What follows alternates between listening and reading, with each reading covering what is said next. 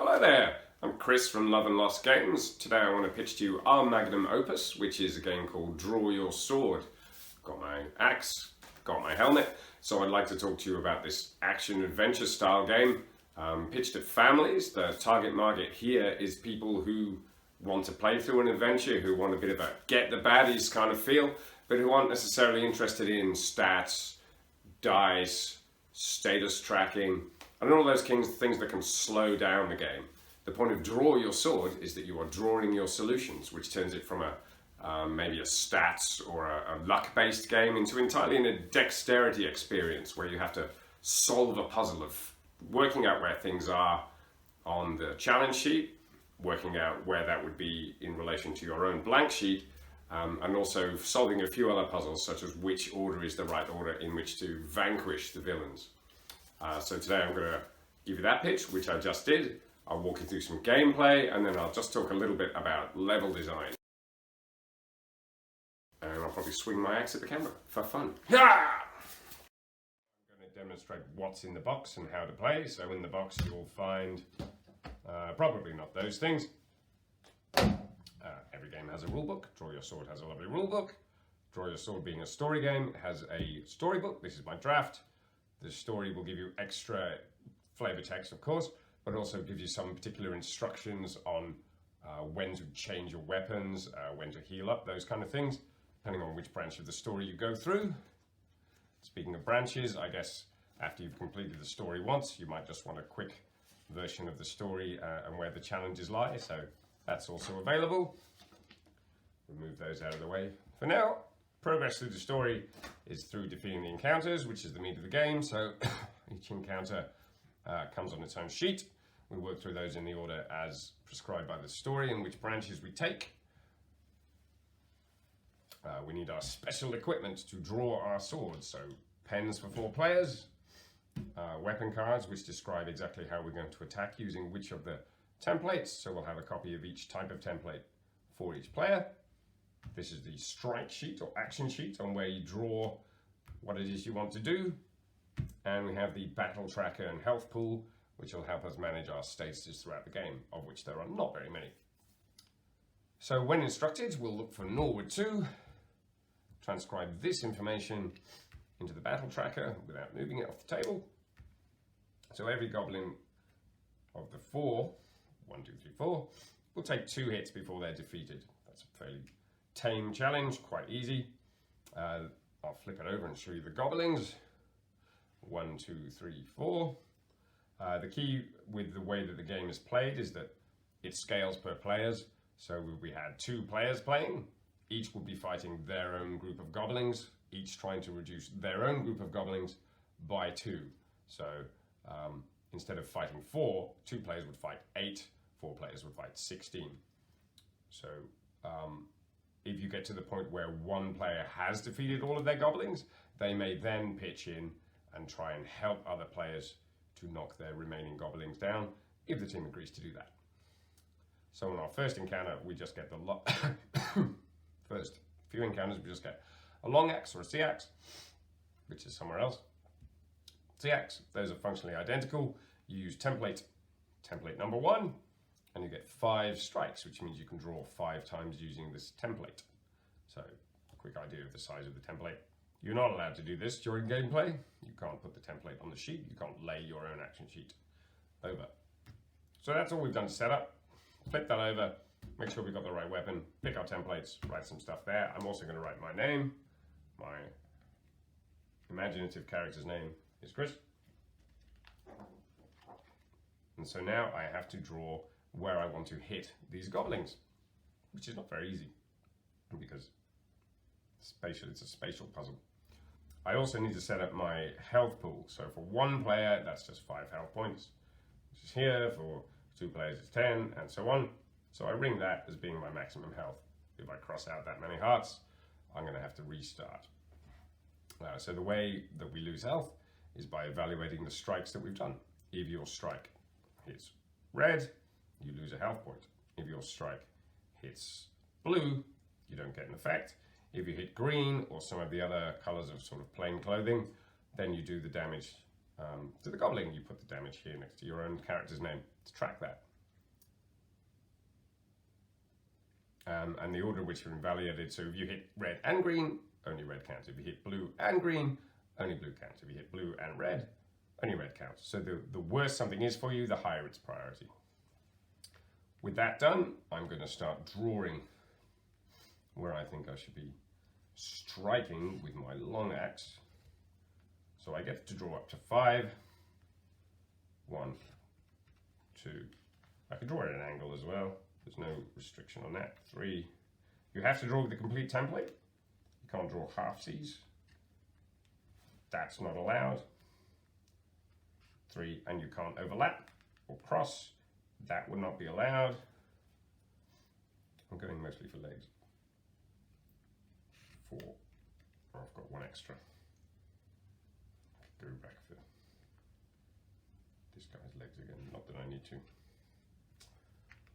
Okay, once everybody is drawn, everybody evaluates their strikes in turn, resolves their strikes in turn. According to the rule book, you can resolve them in any order, but I'm just going to go left to right here. That is a close call, but I've definitely clipped the red, so I'm going to be losing a health point for that one. That's very obviously red, lost a health point. These two, however, are very nicely on the beige and even slightly on the green. Oh no, that one's slightly on the blue. I'm trying to line it to the top left. Yeah, that one's slightly on the blue. So there's no effect at all for that one, even though it's mostly on the beige. Blue takes priority. This one's on the beige, so I've done a little 1 point of damage, which I put the circle spot. This goblin I have hit blue very squarely, so there's no effect for that. This goblin, lovely, straight across the knee, but clipped the red. Red takes priority, so that comes out of my health pool. Not a great round for Team Chris. So here's one I did earlier. For the next round, I've demonstrated a half strike on there. Not allowed to do. So, straight across the nose, bosh, easy, no problem, 1 point. I get another straight across the nose. So this goblin is now considered to be defeated. A defeated goblin has no further effect. If you touch that goblin in any way, nothing happens. So you could get a lot closer to the other goblins, and I'm not worried about striking them. This goblin again, straight across the bridge of the nose. I'm going to call that a blue on the toe, unless I move this actually a bit better aligned. Oh yeah, a little bit better aligned at the top there, so that's not a blue. So that's 2 strikes in 1 turn, magic, and again across the knee here. So the next round I play, I would only be trying to get the last 2 health points off these 2 goblins. And other players may be in a different situation. Just to illustrate a few of the special rules around resolution again.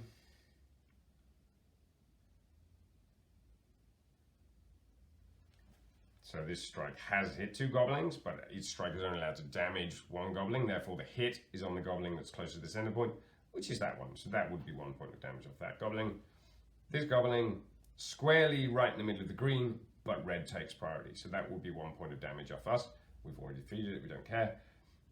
This one across 2 legs, but it's only 1 hit. So it only does 1 point of damage. So again, that's if this goblin was still not defeated, we would do 1 point of damage to the goblin. This one right in the middle of the blue, but red takes priority. Right in the middle of the blue of this character, but red takes priority no matter what. So that's 1 point of damage to us. This one is in between 2 characters, slightly closer to this character, but blue takes priority. So that's a non-damaging strike. So that's how we evaluate strikes. The other point to notice is that every goblin who you have not hit at least once in the round, they will do a counterattack damage back at you, which can further inflict on your health pool. So if there are any goblins who are sort of blocked, who you can't hit until you defeat the goblin to their right or their left, then you still need to find a way to tap them, even if it's just on blue, as a sort of stay out of the way sort of measure, to keep them in check until you can get to them. So if this goblin didn't have this here, if he was wearing shin pads, I might want to defeat that goblin first for a slightly better go at the face, but I would still need to tap away at this goblin to prevent it getting me back.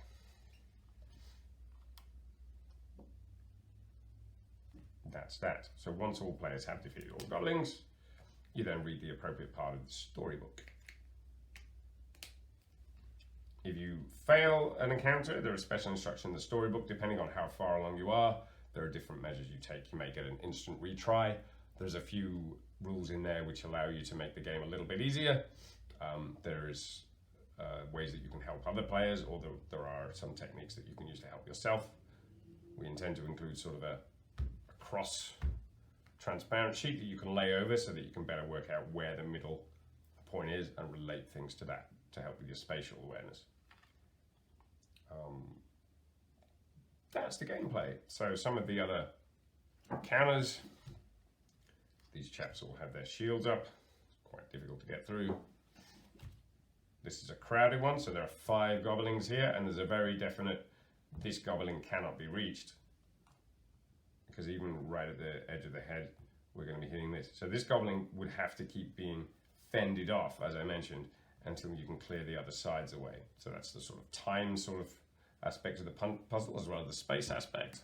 There are some extra statuses, so a negative status. There are only really 2 statuses, negative status and positive. Negative status means that they don't counter-attack because they're surprised. So you don't have to worry about hitting every goblin in that encounter. These goblins are on the wall. This is a fairly early encounter. Straight across the face. This one's not even wearing a helmet. That one's a secret. And our first encounter of the game is actually not against goblins. The story has us doing a practice fight against our neighbours. And the rules are still the same. You're trying to knock these chaps down, so you're actually going for the green. So it's very much a go for the legs scenario here. You wouldn't be able to score by hitting them in the chest, even though that would hurt. You're playing a game at this point, so you wouldn't want to put a guy out of action for life, just with a wooden sword, as these guys are carrying wooden axes. So that's the gameplay. Now I'd like to demonstrate encounter design for Draw Your Sword. The rendered levels take quite a bit of time to prepare, but with these pre-rendered characters, we can drag and drop a level together in under 5 minutes. I like to start the levels with a sort of pivotal, important-looking character, one of the more dynamic poses. So we'll drop this goblin in with the sweeping sword that can be used to protect the legs of the other characters, make the challenge a little bit more tricky. Once they're in position, we pick another character to go behind them. Somebody who's got a sword up high, protecting their own face is usually a good idea. So this character with a sword and the dagger, so we position the feet behind the sword of the front character, making it that harder to get at the legs, and also the head there is a challenge in itself. Next character we pick, again, someone with a bit of head protection, because the legs are already going to be behind that sword. So we're going to go for this one, who's getting a little bit pointy, but also whose face is broken up by their own sword, making it hard to swipe in from either side. You have to be quite careful where you go after this character. Once they're positioned behind the sword, they're pretty safe from attack.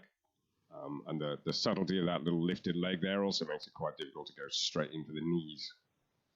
Pick a character to go on the far right of the picture. This spear will be interesting to interfere with the strikes on the legs of the front character. They're already pretty protected, so we're going to pick something else. Probably another sword. There's quite a few to choose from. Let's try this one, another sort of pointy one. Again, the sword on the right side of the character the character's right, is going to protect the face. They can hide behind the shield of the front character. If we move things along a little. Now we can play with this character on the right again. Make them a little bigger. So again, they have face protection from their own sword. They're going to be able to hide a little bit behind that shield. Turns out this one isn't an amazingly good choice. We'll come to that why. So let's do a bit of testing. So this strike actually can't hit this goblin because of the sword of the other goblin, and that's a good thing. That demonstrates another aspect of the level design, which is that as well as the spatial puzzle of working out where things are, there's also a temporal puzzle of working out which order you need to take out the goblins. It's impossible to take out that character's head or knees because of the characters next to them. Whereas the front character, easy, swipe across the neck. We would need to take that character out first so that we can hit the other two. By design, several of the levels have that as a feature. So you need to kind of keep batting away the other goblins until you can remove the one that's blocking them. Again, you can't get to the head of that goblin until you hit the one at the front, or even the legs, because of the overlap on the blue. So we take out the front goblin, and then the left one, and then the leftmost one. And that's the order of attack for this level, which is quite nice. Quite a nice little puzzle. We look on the right. This goblin, what I was saying before, they don't really interact with the other ones at all. You can easily take this goblin out, defeat them without needing to touch the other goblins. They don't block the other goblins. I think we can do a little better. I'm swapping that character out for someone who at least changes up the challenge a little bit, because that head of that first goblin was big and central, quite easy. So let's see if we can find someone who can interfere with that. We could have this character who has a high sword. Even better would be a spear. So we can pick this character up, put them so their spear is blocking one side of this this featured goblin, which prevents sort of attacks coming in from that right side there. Still gives it wide open on the left, just you have to be that little bit more careful, and if you're a little careless, you could just nick that spear, which would kind of cost you a health point. The spear carrier themselves, well, you can't go after their head because they have a full cap. You can easily go after their leg and hit their Achilles there. So they're not too blocked in themselves, but they just make the challenge that little bit more difficult to get the first goblin out of the way so you can hit the other two leftmost. That's how we go about level design, and that was all in under 5 minutes.